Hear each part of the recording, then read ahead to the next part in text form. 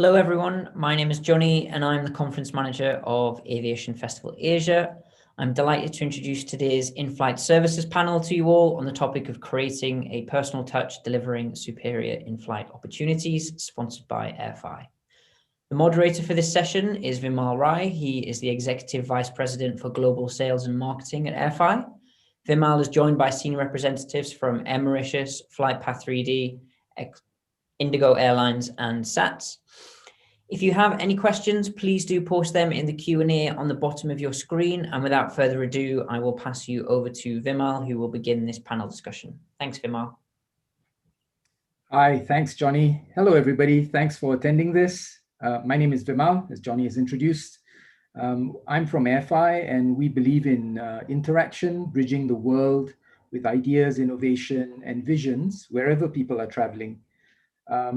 After all, interaction bonds people and solves inefficiencies. Our mission is really to offer flexible, easily deployable ancillary sales and entertainment solutions for airlines that would ultimately improve airlines' bottom lines and significantly upgrade passengers and crew experiences. So that said, today's discussion is something that's really close to our heart. You know, in a world where the pandemic has raged on for 18 months now and seems to be such a changed world, can we still create that personal touch amidst all the talk of touchlessness? How are we going to deliver superior in-flight opportunities? You know, if we just consider some of the impacts that the pandemic has brought on, there's some very obvious ones that everybody can see, including our passengers who are not privy to what's happening behind the scenes. And there's some not so obvious ones. So, you know, the obvious ones that everybody is preoccupied with, you know, hygiene, safety, masks, everything being touchless, having to socially distance. Those are all, you know, those have been in the media for a long, long time now. And they're influencing the way our passengers and our crew, frankly, think about the airline and specifically the in-flight experience because it's inside that tube. But the not so obvious ones, things that are simmering below the surface. Sorry, I'm a little distracted because there's an aircraft actually flying over me, which is amazing. But the not so obvious ones are, you know, the fact that there's been an impact on travel demands. People are traveling over shorter distances. Maybe they're choosing alternatives to air travel. The structural changes to the way city pairs have been organized and the way frequencies and supply from airlines is now going to happen. Certainly the size of aircraft. People postulate that it's going to be smaller, narrow bodies and smaller aircraft in general. And then there's this whole issue of sustainability. We've gone through 18 months of no travel. You know, the world has become a greener place with fewer carbon emissions and so on. So how do some of these things ultimately impact the aircraft interior design? How do they impact service delivery? All of these issues are going to come to impact on the passenger experience that, number one, that passengers expect, and number two, that airlines would like to actually deliver and be able to deliver. And, you know, if we look at the predictions of what's coming to us, the light at the end of the tunnel, I would certainly say there's 3 Ds. It's, you know, most people are saying it's a difficult situation, difficult because the rates of vaccination are different across countries. The access to healthcare may not be so simple for travelers. There's supply chain issues, and then of course there's politics and there's beliefs and so on and so forth. Some people even go so far as to say it's a dire consequence that's facing us. The demand for travel has really plummeted in many areas, although we are seeing signs of revenge travel coming back in the US and in Europe. But certainly in APAC, we're not seeing that so clearly. Business travel is up in the air, literally. Nobody knows how much it's going to be impacted, how little it's going to be impacted. And what are the alternatives really for somebody who wants to conduct face-to-face meetings? Do they have to fly? Do they not have to fly? Ultimately, you know, all of this seems very disorganized. To the passenger, to our customers, we seem to be a rather disorganized sector in the sense that there's uncoordinated rules. There seems to be a constant ebb and flow, not just in the rules, but in terms of what can and can't be done, what quarantine rules are in place, what entry rules and regulations are in place and what are not. So all of these together, come to impact what some of our crew are thinking, what passengers are thinking, and ultimately, there's a solid chance that this is going to impact airline profitability globally for years to come. So the question is this: how important do ancillary revenues become? And this is what we are here to discuss today with a very esteemed panel in front of me that I would encourage to contribute with ideas and any sort of innovations that you have planned for that you can talk about in public. May I now invite Saurav from Indigo to introduce himself and say a few words to open the panel.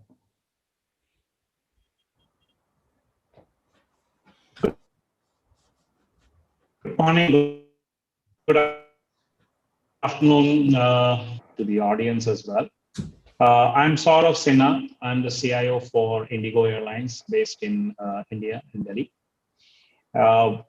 We definitely, as in the region, as Vimal was mentioning, there have been several challenges, and these challenges are worldwide. However, today we would like to focus on the challenges that we are facing as a predominantly as a permanent player plans going forward. What happens?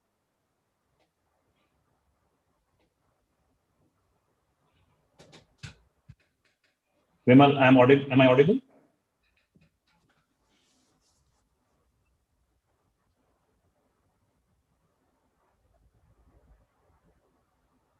Maybe let's go on to Vinod. Saurav, I'll bring you back in later. Perhaps what you might want to do, Saurav, although not ideal, is maybe turn off your video so we can still hear you, because we really do want to benefit from the wealth of your experience. Let me move on to Vinod, and then I'll come back to you later, Saurav. Sure. Thanks, Vimal, and good afternoon, everyone. I'm Vinod Vishwanathan, and I've spent a good 13, 14 years across the business with airlines, GDS, and TMCs. I currently head all the commercial activities, i.e. Sales, business development, and marketing for Air Mauritius for the South Asian region.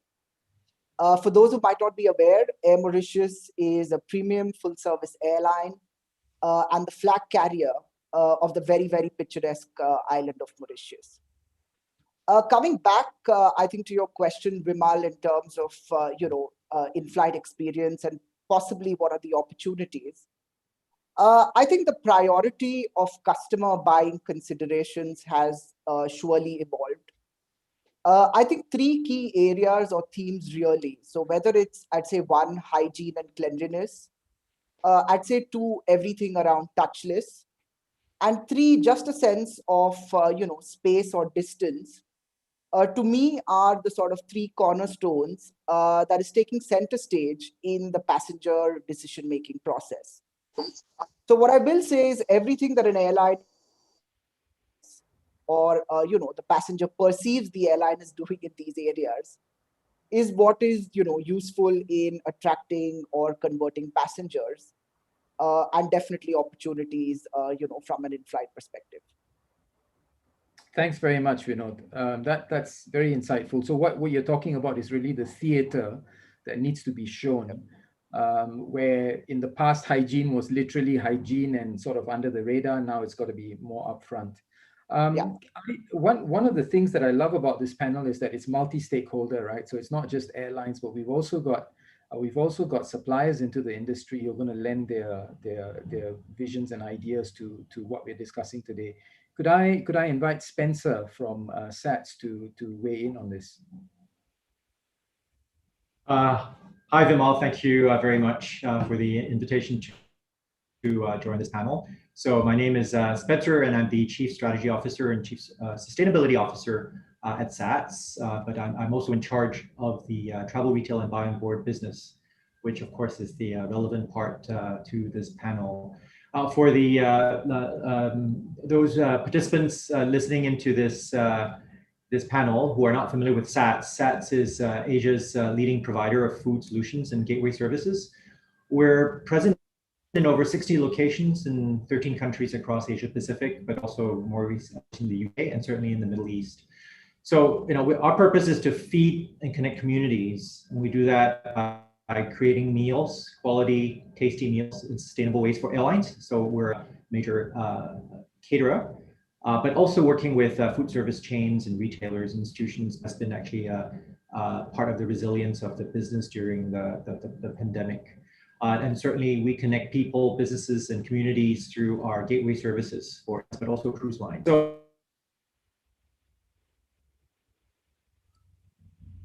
So I think are indeed major trends. You've highlighted some of them, and I'm sure we'll dig into these more with during this panel discussion, and the need for touchless, etc. But at the same time, there are lots of uncertainties.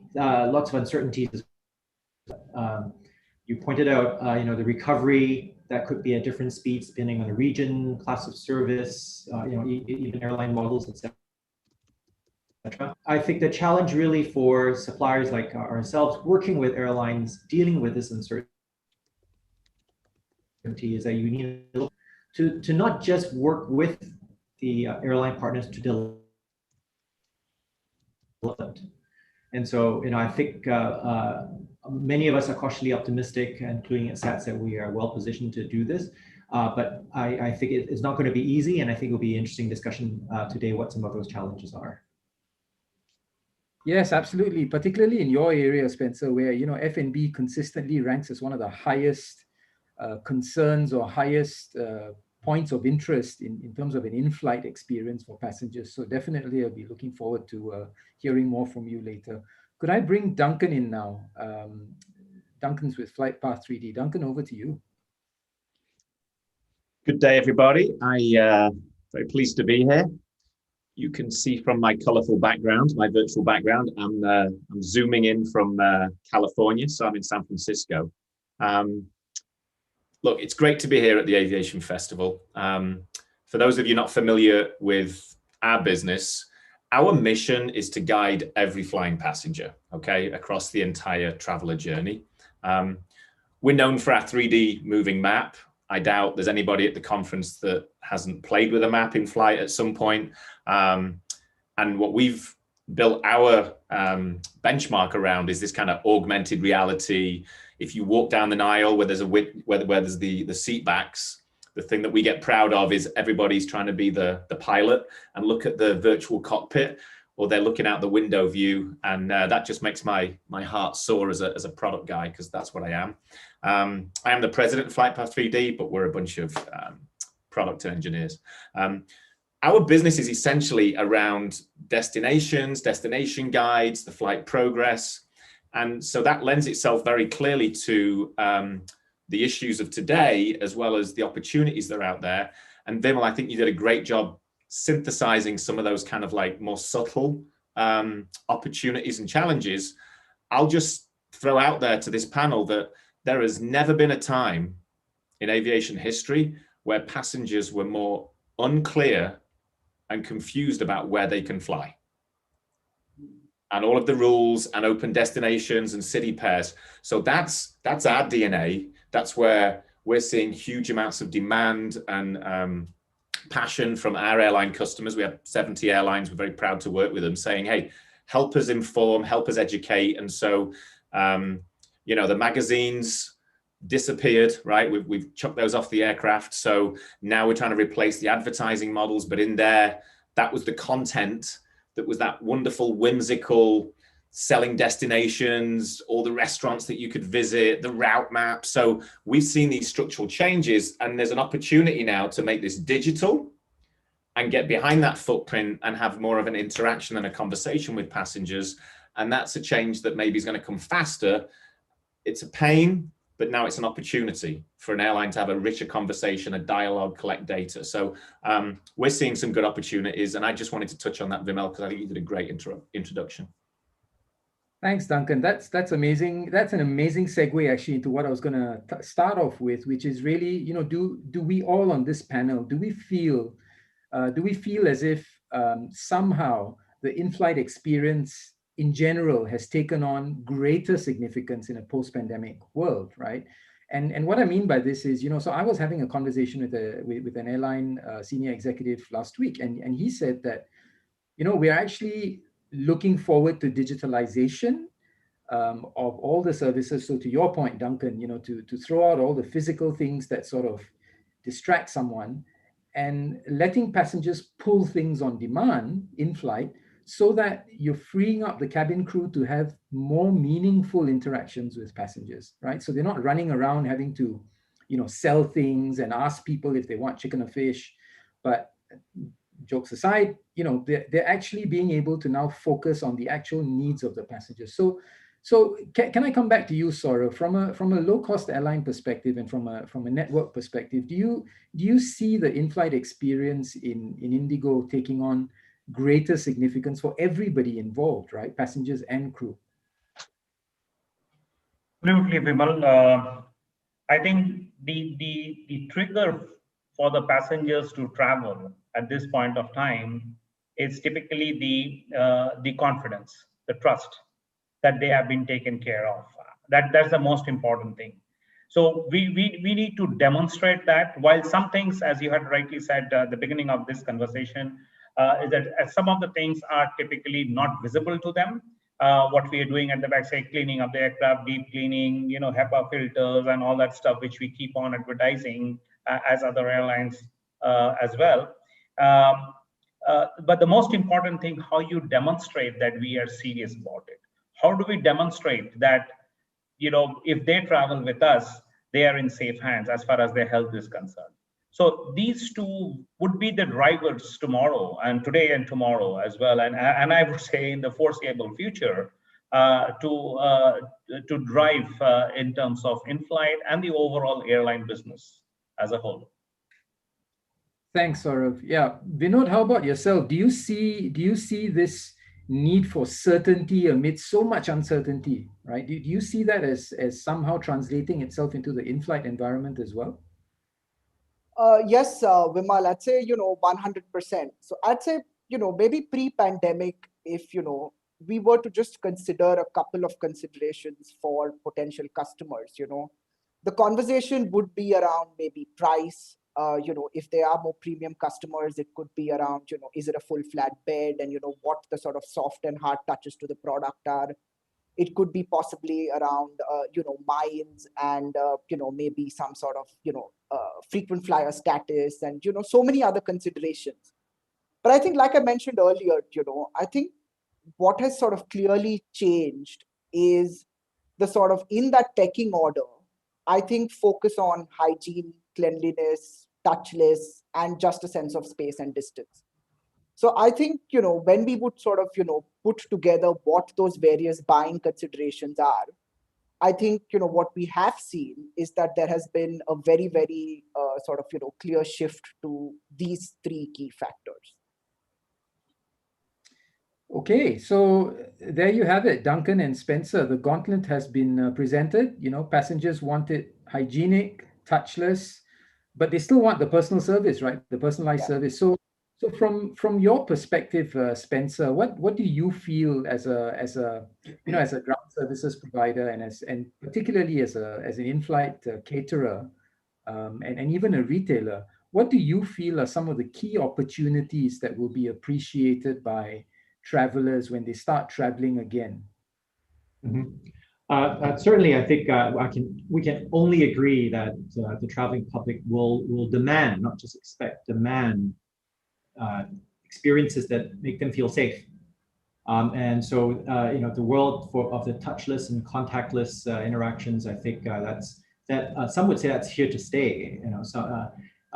Then there are those that might believe that this is a necessary reaction to the pandemic, and that over time that might go away. But I think for those of us that subscribe to the fact that 5 years of digitalization happened, as a result of this, I think it is I think a strong probability that this is going to be the new future to stay. And so from a caterer perspective, so that's relevant just as a gateway service provider, even in terms of passenger services.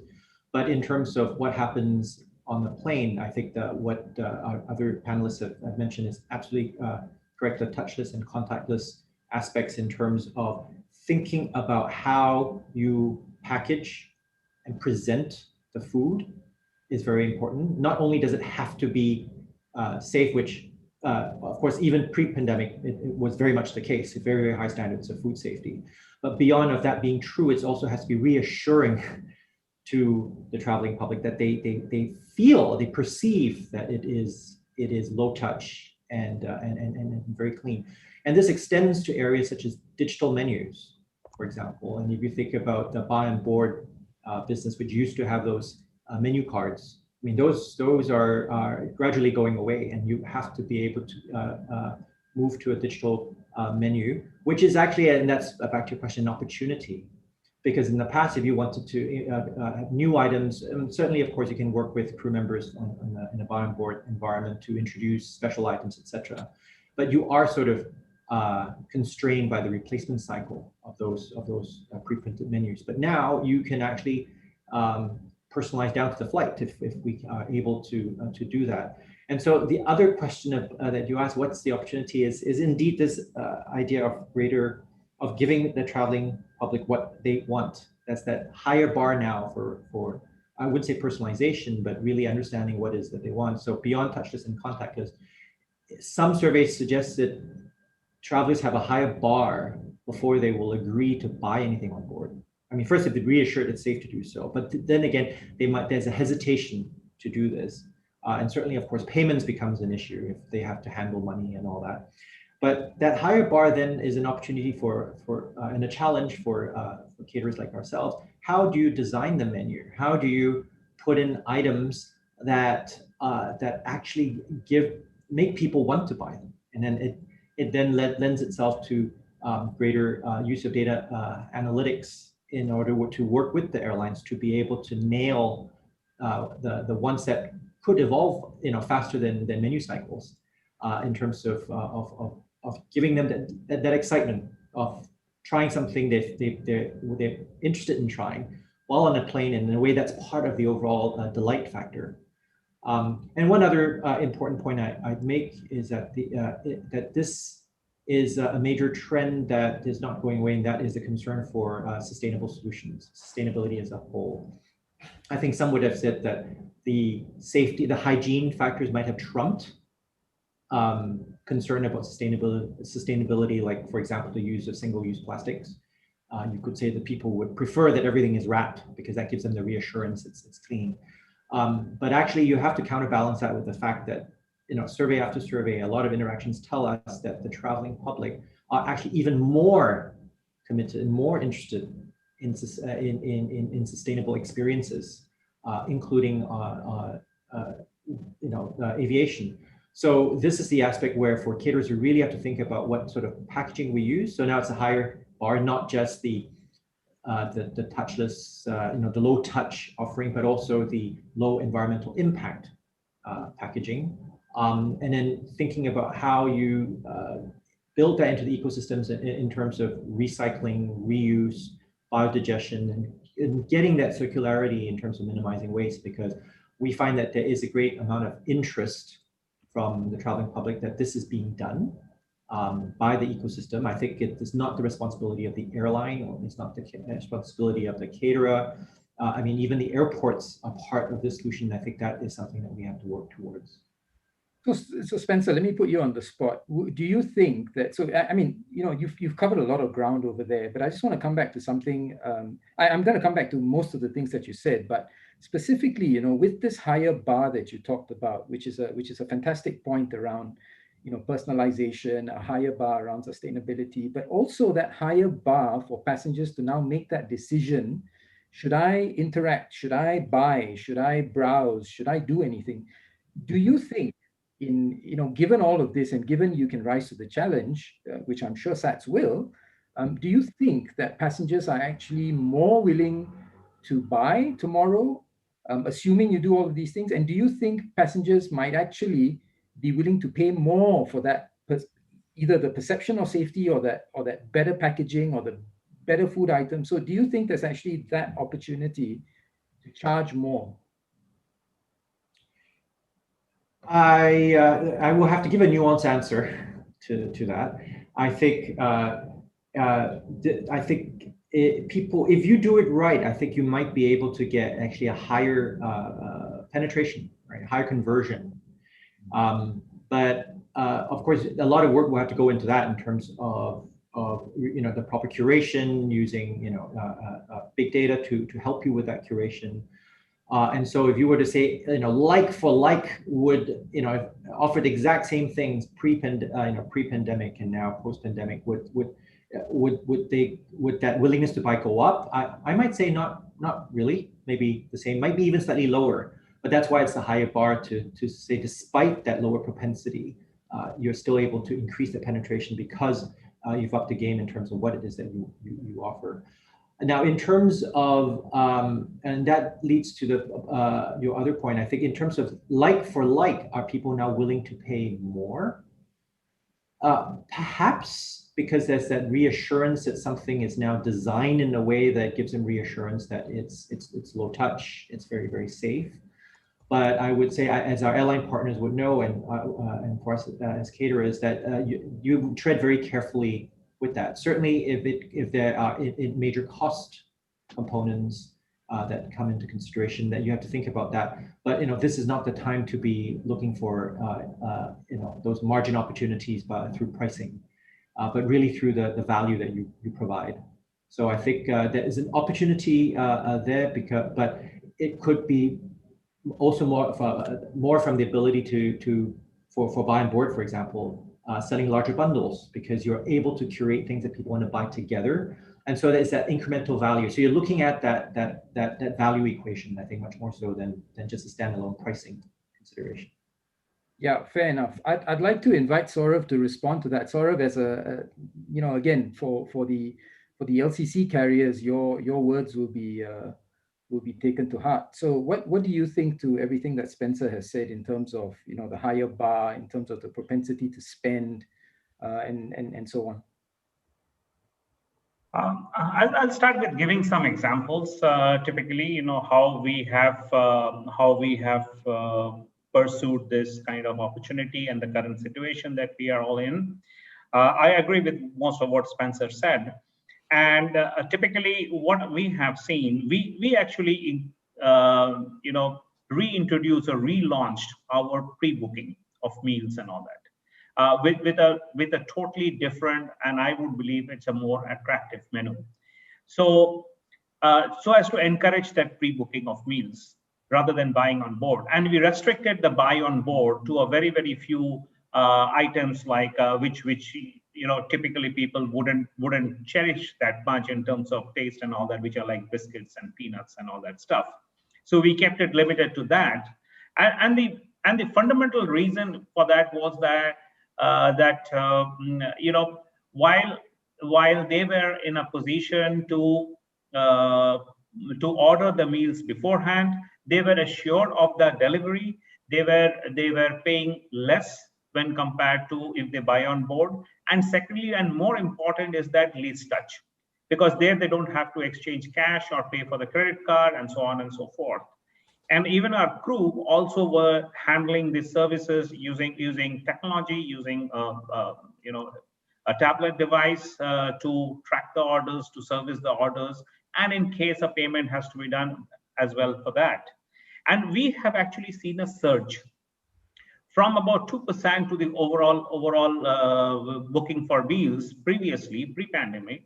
This has gone substantially higher now, to over 10 to 12% in terms of pre-booking as a percentage of total number of passengers. So while initially the traction was less when we restarted our operations about 12 months back, but definitely it had picked up, and that's what we have said. The second thing, as I was talking about the demonstrating that we are serious about it, what IndiGo does, and most of our customers who have flown with us in the last 10 to 12 months would know that, we used to, and we continue to hand over PPE kits to the passengers at an individual level, at a customer level. and a full PPE suit as well to those who are sitting in the middle seat, who occupies the middle seat. So that demonstrate that we as an airline, we are serious about their health. And also in terms of busing, typically if the aircraft is parked in a remote bay, we ensure that not more than 50% of the capacity of a bus from the terminal building to the parking bay is occupied. So that also gives a bit of confidence, quite a bit of confidence, quite a bit of relief to all our customers, I would say. Yeah, thanks for sharing that, Saurav. That's a really good insight into how you've adapted to a post-pandemic flight scenario. Before I move on, I think it makes sense that we deal with at least one of the questions that's come in. Spencer, somebody's asked, about there's a question that's come in about how SATS publishes product catalogs and so on. But how do you dynamically promote these new products? Because you touched on that a little. You touched on the idea of customer acquisition or product promotion. But could you shed some insight into how you actually do those promotions to passengers? Well, in pre-pandemic, I have to say these promotions were a standard part of procedure. I'm sure everyone that's traveled will know that. In order to do that, you actually have to work closely with the crew of your airline partners, because these would be off-menu items, but they are able to promote it. So in a way, it's not brand new. I mean, there was a process for that. But with the digital menus, the opportunity is to refresh them more often. And so these are not necessarily even specials, right? That might even be a paradigm shift. You're just updating the menus much more frequently, adjusting to what sells and what doesn't sell. And in doing so, you reduce wastage, especially for items that have expiry dates. But also you are able to delight customers more because you can respond to for example, to sporting events, regional major holidays, and actually have more tailored offerings. But to do this, of course, you have to work with the ecosystem. For example, in our case, we work closely with Scoot. As you're aware, Scoot launched their Scoot Hub in December, and we would have to work with partners in order to update those menus. But theoretically, you have the ability to go down to the flight number. So I think the promise is there. I think we're maybe at 101, and we want to get to the 202, etc. In terms of increasing the frequency with which we do this. So this is that's the quick answer. I think there's still a bit of journey to go to fully exploit that opportunity. Yeah, no, fair enough, fair point. So and before I move on from this delicious topic of food, Vinod, can I ask you to weigh in? I mean, from a full service airline perspective, the discussion so far has been around the LCC space where F&B is sold and so on. But from a full service space, I want to touch on that idea that Spencer brought up about sustainability. Food waste is a huge issue in the aviation industry, and for sure, it's not just full service airlines that are to blame. For sure. But I just wondered, from a full service airline perspective, from a network perspective, what are your thoughts around the in-flight experience vis-a-vis sustainability and, in a post-pandemic scenario? Where do you see it heading? Sure. So I think, I think there are two or three parts really to this question. I think the first question, if in general, is about whether full service airlines or aviation in general, and, what is their sort of view on sustainability.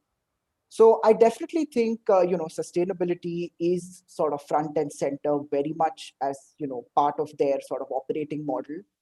I think it's also become increasingly relevant because, that is what an increasing majority of their customers are demanding and only wanting to sort of engage with, organizations and companies that value sustainability. And also, I think what you would have seen as a trend in, the recent years would also be around a lot of airlines actually, creating and hiring leadership positions to really manage this sort of, sustainability functions. So I'd say broadly in terms of, what airlines would be doing in, how they manage their sustainability function, I'd say there are, 3 or 4 ways in which we see most airlines do this. I think some are working on the whole offset and the carbon offset sort of way. So I think that's one route.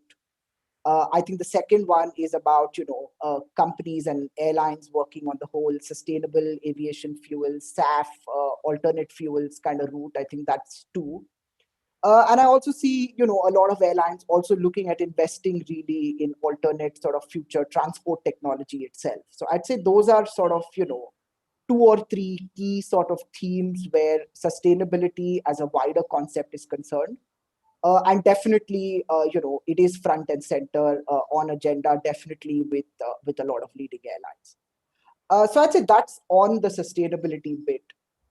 Now, I'd say in terms of, F&B and food really, I mean, of course, it would vary depending on, whether you look at LCC, full service, demographic, market, short haul, long haul, etc. But I'd say, again, broadly key themes there would be definitely anything around digital and pre-ordering. We have also actually seen a much increased appetite with airlines for collaborating with whether it's airport or other retail partners. And I think subsequently, there has also been a very, very strong focus on reducing food wastage and the whole sort of sustainability angle. So, I'd say whether it's initiatives around growing your sort of pre-order network, whether it's digitizing menus and, whatever else that was, on paper before, whether I think like Spencer and Saurabh both mentioned earlier, reducing the use of single-use plastics. Also, a lot of airlines have been focusing on, incentivizing passengers to bring in reusable cutlery, cups, etc. So yeah, I mean, I think, both from a full service or a low cost airline, I think, these are very, very relevant key themes. Thanks. That's the first time I've heard about incentivizing passengers to bring reusable cutlery on board. That's a new one. I'm going to actually make a note of that one. That's a challenge that sounds really interesting to me to put in place. Thanks a lot for your perspectives, Vinod. Moving on to Duncan. Duncan, thanks a lot for being so patient. It's a very delicious topic. I hope you understand. We had to spend some time on food and beverage, but I just wondered if you had any perspectives given that you're a supplier of a arguably a product and a service to passengers, guiding them in the sky, up in the air, as it were. How do you see this panning out, given that more power is being given to passengers? Passengers are being encouraged to bring on their own devices. How do you see the whole maps solution space maybe adapting to the new scenario post-pandemic? So I think I'd like to echo the comments that were made by Surav around trust. Trust is vital. And then we heard the hygiene factors from Spencer and Vinod. And if you carry that theme ahead into applications, it's very specific based on markets, geographies, airline types, but that certainly translates to a desire for apps to be streamed to personal devices, to be in that trust, to be in that hygiene world. The themes for the types of applications, the demand for those applications is very much driven by the passenger demographic right now. Okay, budgets are tight. We need to, drive net profitability for airlines. There's a clear understanding that flight demand and patterns have shifted. I think we've well and truly nailed the concept that in-flight needs to become more touchless, but there is a really clear understanding that the leisure passenger, it's the lifeblood right now of the industry, right? We know that the business segment will probably recover last. That's a common census across, various market segments and airline kind of categories. And when I say leisure, that's a large, complex collection of passenger profiles. the tourist and the VFR segments, the, you know, visiting friends and relatives, you need to pay very specific attention and investment, as these are the segments that are driving these kind of short to medium haul routes right now. And that is driving a lot of cash, right? And cash is king. So everything in our world, and certainly the world of the airlines that we work with, starts with understanding demographics and customer needs. And those customer needs drive commerce, transactions, fill seats, you know, drives net profitability per aircraft.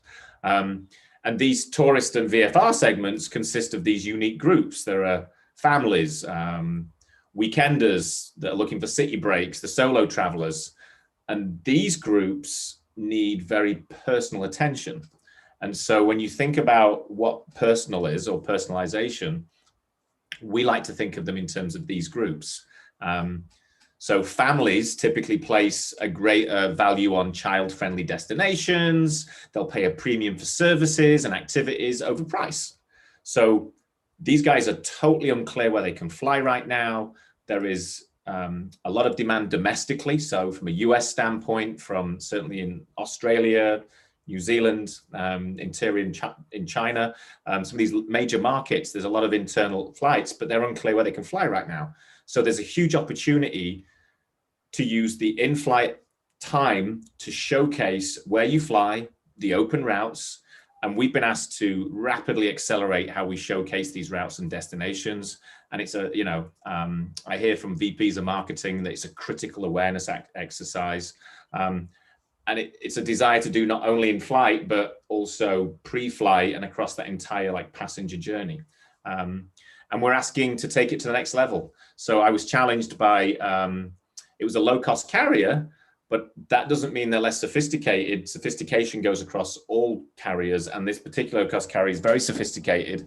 And we've built out use cases that says, we want to show families so that they can search for beach locations that are 4 hours from my home. And I want to light that up in flight. I want to put it in the companion app. I want to put it on my website. I want that everywhere so I can show weekenders non-stop city breaks that are open.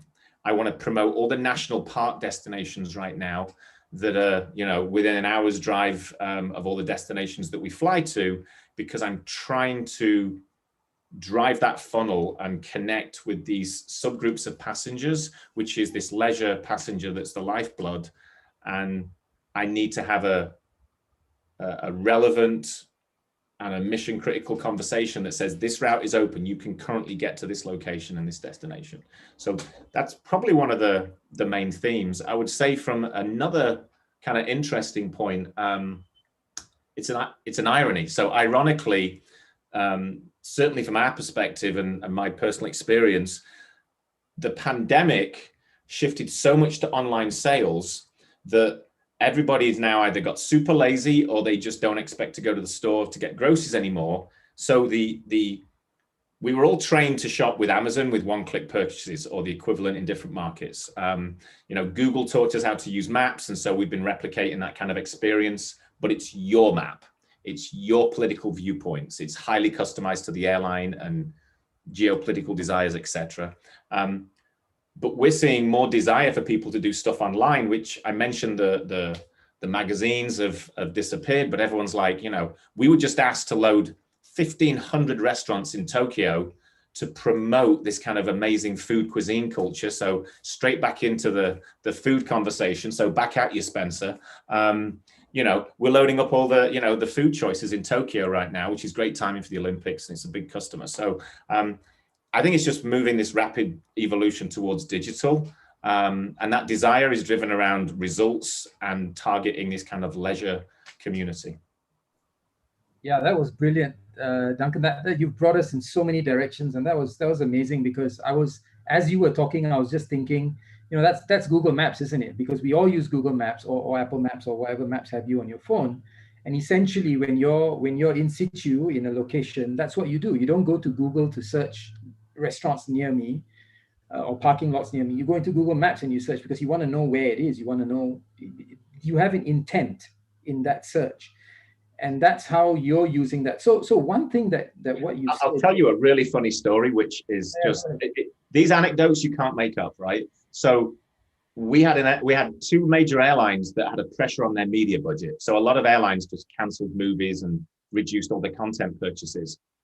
We had a database that showed you what you were flying over, and it kind of showed you distance and direction and which window it's out of.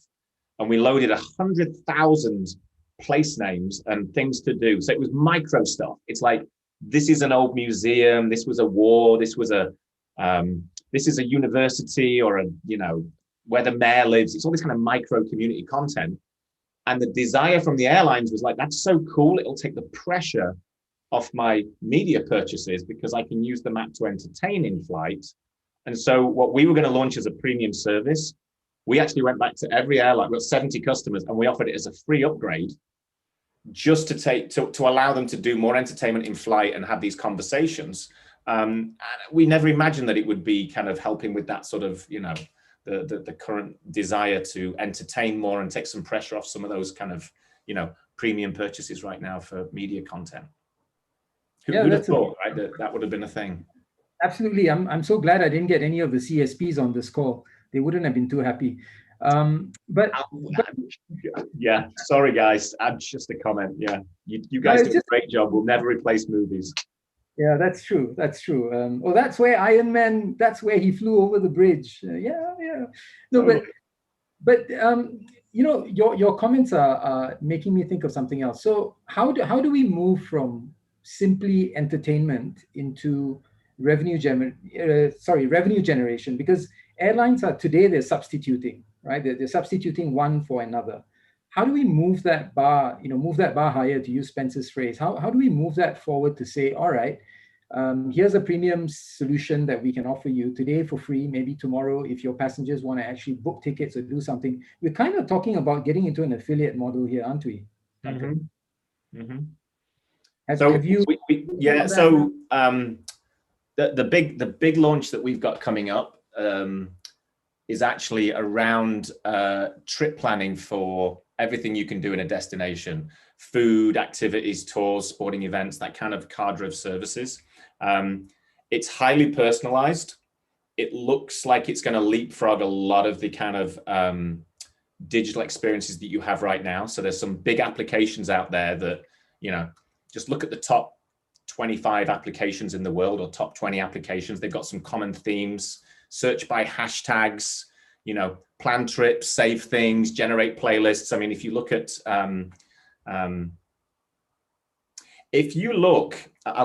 so this is an interesting story. If you look at what music did, music went offline, then it went online to like iTunes, and then it went super smart with kind of intelligence like Spotify, where it would recommend and become a recommendation engine, okay?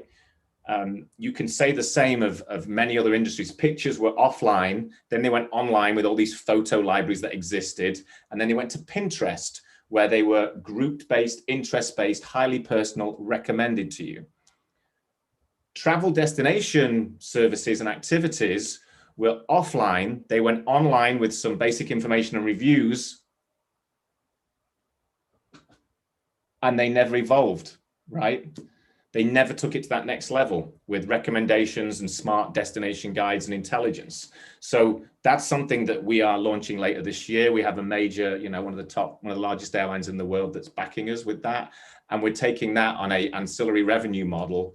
And the ancillary revenue model is great, but we're passenger first. If I can solve a problem that I can look Vinod when he gets on a plane in the eye and say, this adds value to you, you want it. You want to plan a trip. You want to pick your activities. I want for convenience to be able to maybe reserve a few, get a discount, review it, whatever those elements are of that experience. I want to review things that are personal to me. I want the off the beaten track, the foodie tour, the hyperactivities, the must see. I want to opt into a persona, a hiker, right?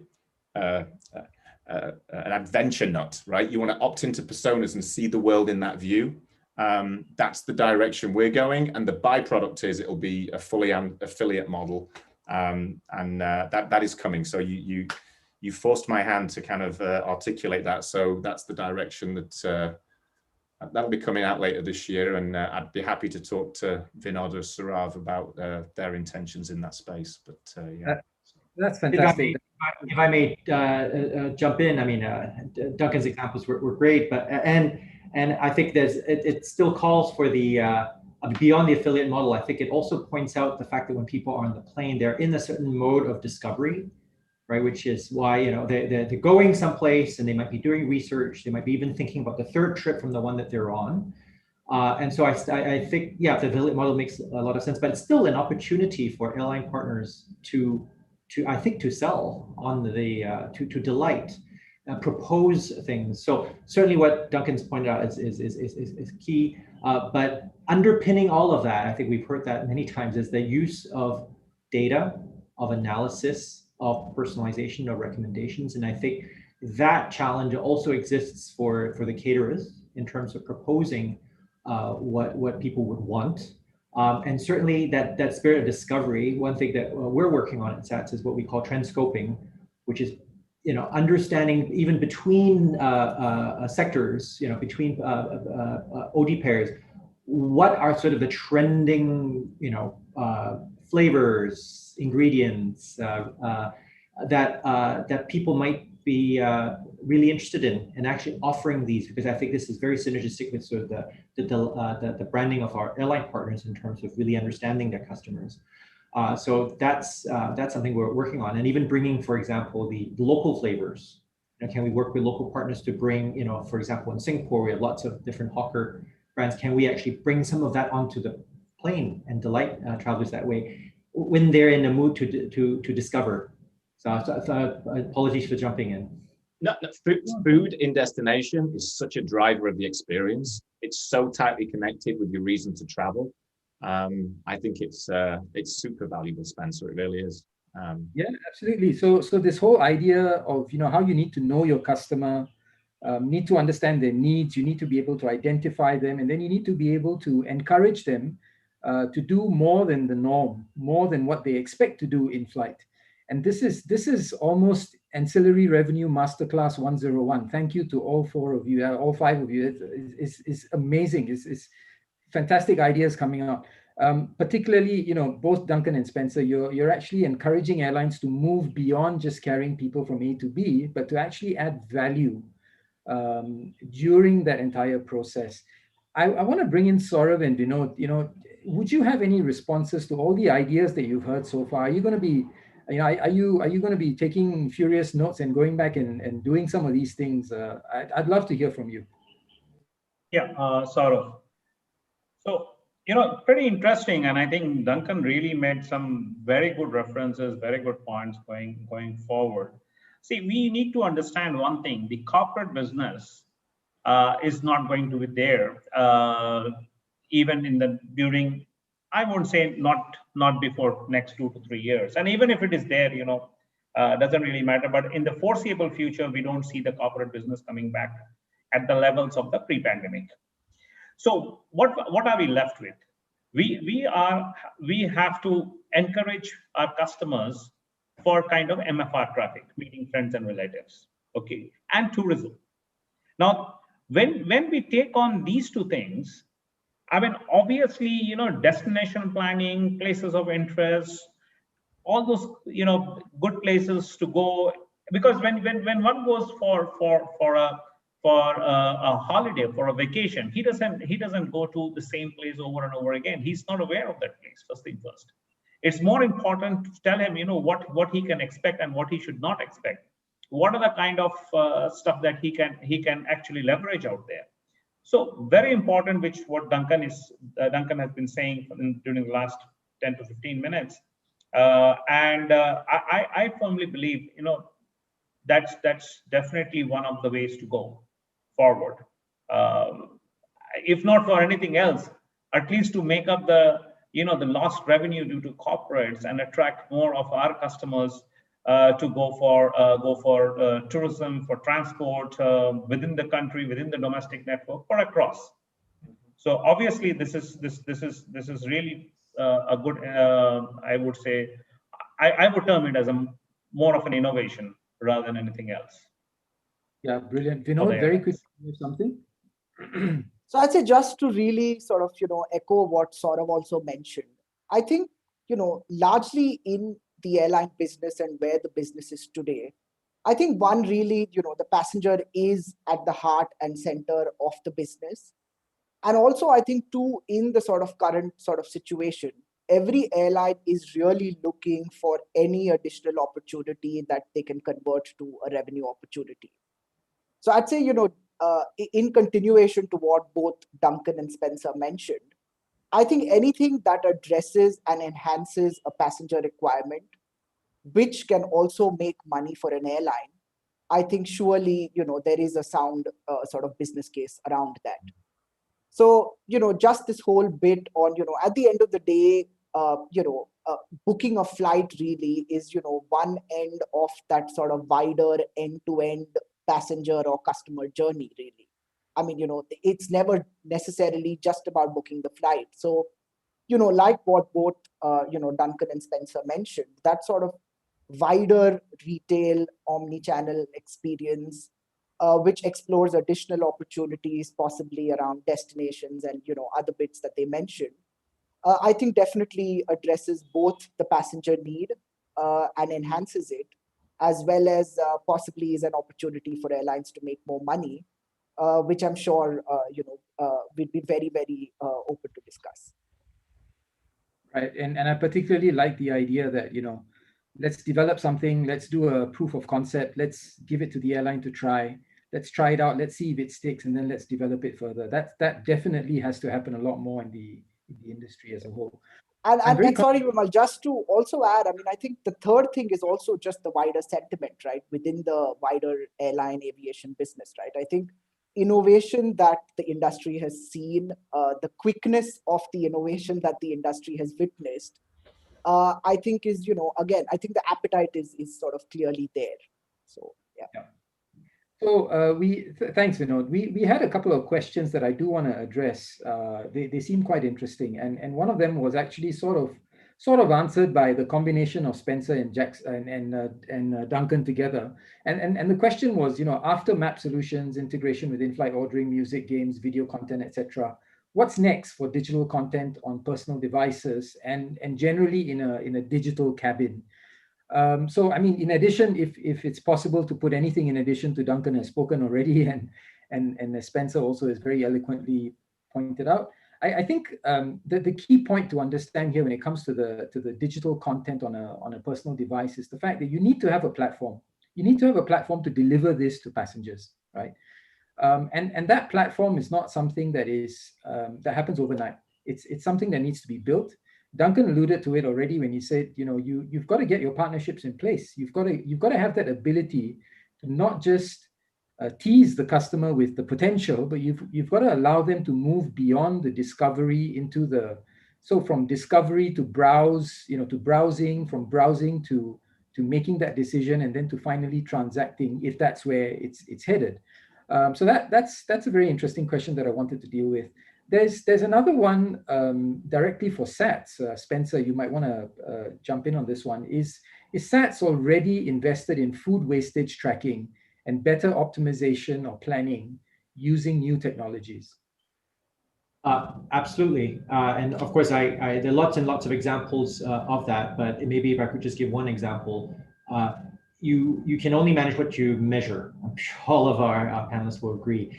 And food wastage is one of those things as well. So if you go back upstream towards where the food is being produced in our central facilities, one challenge had been in the past, like how you measure what offcuts and all that get thrown away, unfortunately. But now we're actually using AI to actually have our employees scan what's being unfortunately thrown away. These are on very, very finely calibrated scales. And the AI actually, through visual recognition, recognizes what was thrown in based on the weight and the visual analysis. And that way we can track the various types of waste streams, so that then we can tweak our procurement. We can tweak the prep process, the recipes, in order to minimize that. So that's just an example. Thanks. That's great. Thank you very much. We are actually out of time, and I haven't even gone down to one of the other topics, which was in-flight entertainment and connectivity. Perhaps that's going to be on another session. I'd love to get all four of you back for another discussion, particularly on the whys and why nots of connectivity, perhaps. Duncan, you spoke about it. You touched on in-flight entertainment, but I think we've got to look at a much larger frame of in-flight engagement, more than just entertainment in the traditional sense of the word.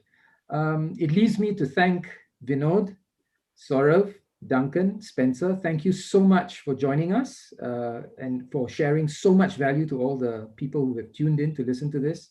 I really enjoyed this discussion, and I'd love to keep in touch with you and have you back on another panel at some point of time. Thank you very much. Jonathan. Vimal, you're a great host. Well done. Yeah. Thank you. Thanks so much. Thanks, Vimal. Thanks as well, Vinod, Duncan, Saurav, and Spencer, for a really interesting discussion. The recording of the panel will be available on demand via the platform for the remainder of the AFA for anybody who would like to watch or signed in late. And of course, thanks again to all the panelists, and I hope you enjoy all of the rest of the content for today. Cheers, guys. Cheers. Thank you.